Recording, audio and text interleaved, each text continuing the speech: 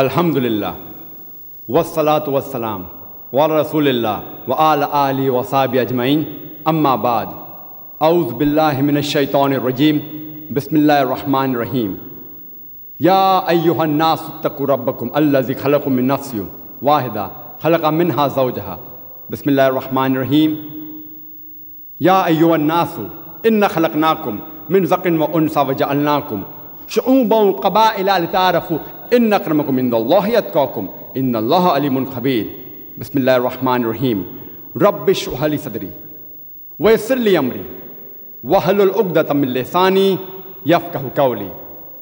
শ্রদ্ধেয় অ্যাডভোকেট হেগডে, শ্রদ্ধেয় অ্যাডভোকেট হিঙ্গুরানি, শ্রদ্ধেয় গুরুজনেরা এবং আমার প্রিয় ভাই বোনেরা, আপনাদের সবাইকে স্বাগত জানাচ্ছি ইসলামী নিয়মে। আসসালামু আলাইকুম ওয়া রাহমাতুল্লাহি ওয়া বারাকাতুহু। আল্লাহ সুবহানাহু ওয়া তাআলার দয়া, শান্তি আর আশীর্বাদ বর্ষিত হোক আপনাদের সবার উপরে।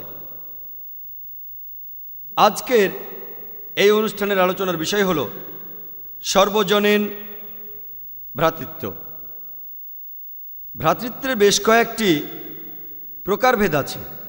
যেমন ধরুন, ভ্রাতৃত্ব যেটার ভিত্তি হলো রক্তের সম্পর্ক। এছাড়াও হতে পারে কোনো এলাকা, একটা জাতি, একটা গোত্র, ধর্মবিশ্বাস ইত্যাদি। তবে এই সব ধরনের ভ্রাতৃত্বেরই একটা সীমাবদ্ধতা আছে।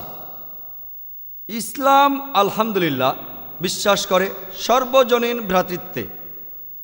ইসলাম এটা মানে না যে মানুষ জন্ম নিয়েছে কোনো গোত্রে অথবা আলাদা কোনো স্তরে। আর আমি আমার লেকচারের শুরুতেই পবিত্র কোরআনের একটা আয়াত বলেছিলাম। পবিত্র কোরআনের সূরা আল হুজুরাতের 13 নম্বর আয়াতে স্পষ্টভাবে উল্লেখ আছে। আর ইসলাম ধর্মের সর্বজনীন ভ্রাতৃত্বকে সবচেয়ে সুন্দরভাবে প্রকাশ করা হয়েছে এই আয়াতেই। বলা হয়েছে, या अय्युहन नासु इन्ना खलक़नाकुम मिन ज़करिन व उन्सा व जअलनाकुम शुऊबन व क़बाइला लिताअरफ़ू इन्न अक्रमकुम इंदल्लाहि अत्क़ाकुम इन्नल्लाहा अलीमुन ख़बीर। যার অর্থ, হে মানব জাতি, আমি তোমাদেরকে সৃষ্টি করিয়াছি একজন পুরুষ এবং একজন নারী হইতে, পরে তোমাদেরকে বিভক্ত করিয়াছি বিভিন্ন জাতি ও গোত্রে, যাহাতে তোমরা একে অন্যের সাথে পরিচিত হইতে পারো। এজন্য নয় যে তোমরা একে অন্যকে ঘৃণা করিবে। তোমাদের মধ্যে আল্লাহর নিকট সেই ব্যক্তি অধিক মর্যাদা সম্পন্ন যে তোমাদের মধ্যে অধিক মুত্তাকি। নিশ্চয়ই আল্লাহ সকল কিছু জানেন, সমস্ত খবর রাখেন, তিনি সব কিছুর ব্যাপারে পুরোপুরি অবগত। পবিত্র কোরআনের এই আয়াত বলছে যে, হে মানব জাতি, আমি তোমাদিগকে সৃষ্টি করিয়াছি এক জোড়া পুরুষ এবং নারী থেকে। যার অর্থ, এই পুরো মানব জাতি জন্ম নিয়েছে মাত্র এক জোড়া পুরুষ এবং নারী থেকে। এই পৃথিবীতে যত মানুষ আছে তাদের সবার পূর্বপুরুষ একজনই। আল্লাহ তাআলা এখানে আরও বলেছেন যে, পরে তোমাদিগকে আলাদা করেছি বিভিন্ন জাতি আর গোত্রে, যাতে তোমরা পরিচিত হইতে পারো। এজন্য নয় যে তোমরা ঘৃণা করিবে আর একে অন্যের সহিত যুদ্ধ করিবে। আর এখানে আল্লাহ সুবহানাহু ওয়া তাআলার বিচার করার মানদণ্ডটা হলো, এই আয়াত বলছে, বিচারের মানদণ্ডটা কোনো লিঙ্গ, গোত্র, বর্ণ, ধর্ম বা সম্পদ নয়, কিন্তু মানদণ্ড হলো তাকওয়া, যার অর্থ আল্লাহকে মানা, ধর্মনিষ্ঠতা আর ন্যায়পরায়ণতা। আর যে ব্যক্তি বেশি ন্যায়পরায়ণ, বেশি ধার্মিক, বেশি আল্লাহকে মানে, আল্লাহর দৃষ্টিতে সে ব্যক্তি অধিক মর্যাদা সম্পন্ন। আর আল্লাহ সমস্ত খবর রাখেন আর সব কিছুর ব্যাপারে পুরোপুরি অবগত।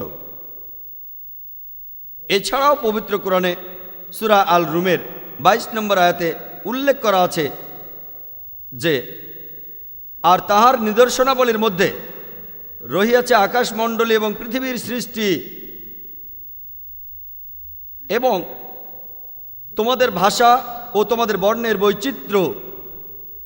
নিশ্চয়ই ইহাতে জ্ঞানীদের জন্য বহু নিদর্শন রহিয়াছে। পবিত্র কোরআন বলছে যে আল্লাহ সুবহানাহু ওয়া তাআলা সৃষ্টি করেছেন বিভিন্ন প্রকারের ভাষা আর বিভিন্ন বর্ণ, কালো রঙের মানুষ, সাদা, বাদামি, হলুদ। আর এগুলো হলো নিদর্শন। মানুষের মধ্যে এই ভাষা আর বর্ণের বৈচিত্র্য অন্যকে ঘৃণা করার জন্য নয়, কারণ প্রত্যেকটি ভাষা, এই পৃথিবীতে যতগুলো ভাষা আছে তার প্রত্যেকটি সুন্দর। আপনার হাসি লাগতে পারে যদি ভাষাটা অন্যরকম লাগে, যদি আগে ভাষাটা না শুনে থাকেন তাহলে হাস্যকর লাগতে পারে, কিন্তু যে মানুষগুলো ওই ভাষায় কথা বলে তাদের কাছে এটাই পৃথিবীর সবচেয়ে সুন্দর ভাষা। তাই আল্লাহ বলেছেন তিনি সৃষ্টি করেছেন বিভিন্ন প্রকারের ভাষা আর বর্ণ, যাতে করে তোমরা একে অন্যের সাথে পরিচিত হওয়ার সুযোগ পাও।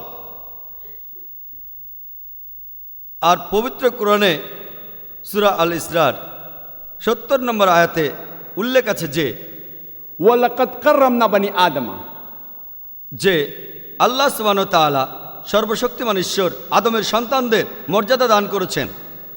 আল্লাহ এটা বলেননি যে তিনি মর্যাদা দান করেছেন শুধু আরবদের অথবা আমেরিকানদের অথবা কোনো বিশেষ জাতিকে, বরং সর্বশক্তিমান আল্লাহ মর্যাদা দিয়েছেন আদম আলাইহিস সালামের সব সন্তানকে, সে যাই হোক, জাতি, গোত্র, বর্ণ, ধর্ম বা লিঙ্গ।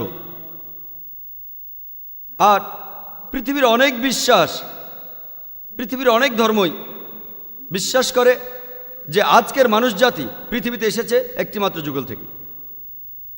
তারা হলেন আদম আর হাওয়া আলাইহিস সালাম।